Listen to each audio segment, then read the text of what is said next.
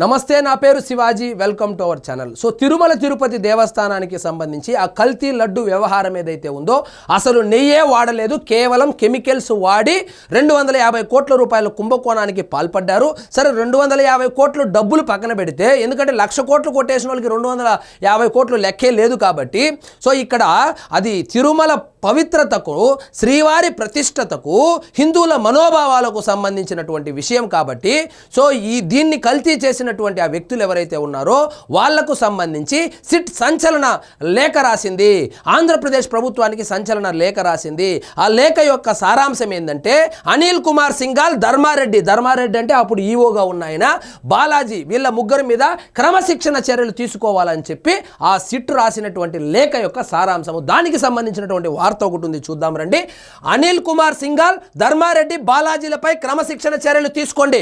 ప్రభుత్వానికి లేఖ రాసిన సిట్ సింఘాల్ బదిలీ నేడో రేపో ఉత్తర్వులు. ఆ సింఘాల్ని అయితే కనుక బదిలీ చేసేశారు. ఇంకా రేపో ఈరోజు ఉత్తర్వులు కూడా రాబోతుంది.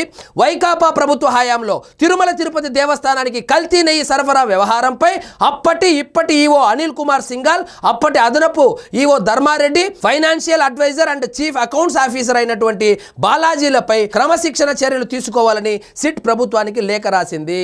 సో ఇప్పుడు ఈవోగా ఉన్న, అప్పుడు ఈవోగా పనిచేసినటువంటి సింఘాలు, అదేవిధంగా అదనపు ఈవోగా పనిచేసినటువంటి జగన్మోహన్ రెడ్డి గారికి అత్యంత సన్నిహితుడైనటువంటి ధర్మారెడ్డి, అదేవిధంగా అప్పట్లో ఫైనాన్షియల్ అండ్ అకౌంట్స్ ఆఫీసర్గా పనిచేసినటువంటి బాలాజీ ఎవరైతే ఉన్నారో వాళ్ళ మీద క్రమశిక్షణ చర్యలు తీసుకోవాలని చెప్పి వాళ్ళ ప్రమేయం కూడా ఉంది అనేసి భావిస్తూ సిట్ అయితే రాష్ట్ర ప్రభుత్వానికి లేఖ రాయడం జరిగింది. అందులో భాగంగానే సింఘాల్ని బదిలీ కూడా చేయబోతున్నారు. రేపో ఎల్లుంటికో ఉత్తర్వులు కూడా రాబోతుంది.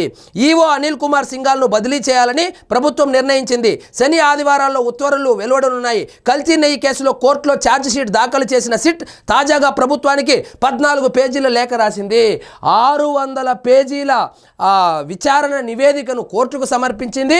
500 సాక్ష్యాలను కూడా సమర్పించింది. ఇప్పుడు 14 పేజీల లేఖ కూడా రాసింది. ఆ లేఖ యొక్క సారాంశం ఏంటంటే, అప్పట్లో కీలకంగా ఉన్నటువంటి సింఘాల్ కావచ్చు, ధర్మారెడ్డి కావచ్చు, బాలాజీ కావచ్చు, వీళ్ళని క్రమశిక్షణ చర్యలో భాగంగా క్రమశిక్షణ చర్యలు తీసుకోండి అంటే సస్పెండ్ చేయండి అని ఇండైరెక్ట్గా చెప్తా ఉంది.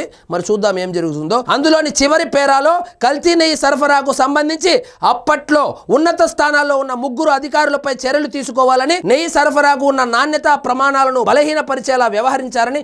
ఇదంతా కాదండి, నిబంధనలను మార్చారు.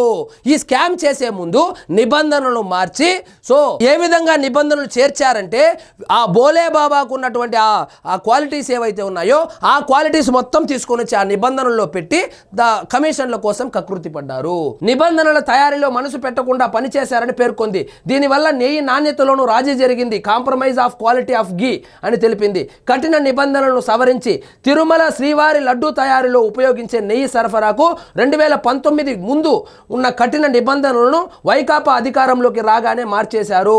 సో అధికారం జగన్మోహన్ రెడ్డి గారు అలా సంతకం పెట్టంగానే ఇక్కడ మొత్తం వాళ్ళకి కావాల్సినటువంటి డైరీలకు ఆ కాంట్రాక్ట్ అప్పచెప్పుకోవాలి కాబట్టి సో మొత్తాన్ని మార్చేశారు, నిబంధనలు మార్చేశారు. వైకాపా అధికారంలోకి రాగానే మార్చేశారు. టెండర్లలో పాల్గొనే డైరీలు పాలు సేకరించాల్సిన అవసరం లేదని, పాలు లేకుండా వెన్నెట్టు వస్తుంది, వెన్న లేకుండా నెయ్యెట్టు వస్తుంది, ఇవేమీ అవసరం లేదు, మీరు రసాయనాలు కలపండి, హిందువుల మనోభావాలతో ఆటలాడుకుందాం, హిందువులు వాళ్ళలో ఐక్యత ఉండదు, వాళ్ళతో ఏ విధమైన గేమ్ అయినా ఆడొచ్చును, ఏ విధంగానైనా మోసం చేయొచ్చును అని చెప్పి ఉద్దేశంతో 250 కోట్ల రూపాయలు కొట్టేశారు. పాల సేకరణ అవసరం లేదు, వెన్న సేకరణ, నెయ్యి ఇవన్నీ మార్చేసి 250 కోట్ల నుంచి 150 కోట్లు అంటే టర్న్ ఓవరు. ఇప్పుడు కనుక నేను కానీ, నాకు డైరీ ఉందనుకోండి, లేదా మీకు డైరీ ఉందనుకోండి, మీరు కనుక ఆ తిరుమల తిరుపతి దేవస్థానంలో లడ్డూ తయారీకి నెయ్యి సరఫరా కనుక చేయాలి అంటే మీ కంపెనీ టర్న్ ఓవర్ 250 కోట్లు ఉండాలి. కానీ వీళ్ళ బోలేబాబా కంపెనీకి 250 కోట్లు టర్న్ ఓవర్ లేదు కాబట్టి, టర్న్ ఓవర్ని ఫేక్ చేయలేము కాబట్టి, వాళ్ళకు 150 కోట్లే టర్న్ ఓవర్ ఉంది కాబట్టి నిబంధనల్లో 150 కోట్లకు తగ్గించారు. అర్థమైందా? ఇంకా 2వ క్లాస్ పిల్లోడికి చెప్పినట్లు చెప్పాను. ఇంకా దీనికి మించి ఎవరు చెప్పలేరు. ఈ సడలింపు వల్లే 2019 నుంచి 24 వరకు 68.17 లక్షల కిలోల నెయ్యి సరఫరా అయింది. సో నిబంధనలను మార్చి వీళ్లకు కావలసినటువంటి వాళ్లకు ఆ డైరీలు అంటే ఆ కెమికల్ ఫ్యాక్టరీలు ఏవైతే ఉన్నాయో వాళ్ళ క్వాలిటీస్ ఏవైతే ఉన్నాయో అవన్నీ తీసుకొని వచ్చి నిబంధనల్లో పెట్టి వాళ్ళ దగ్గర నెయ్యి సరఫరా చేయించి కేజీకి 25 రూపాయలు కొట్టేసి 250 కోట్లు కొట్టేశారు. సో ఇదండి ఈరోజు మన టాపిక్. మీకు ఈ వీడియో నచ్చినట్లయితే లైక్ చేయండి, షేర్ చేయండి, ఛానల్ మాత్రం సబ్స్క్రైబ్ చేసుకోవడం మర్చిపోవద్దు.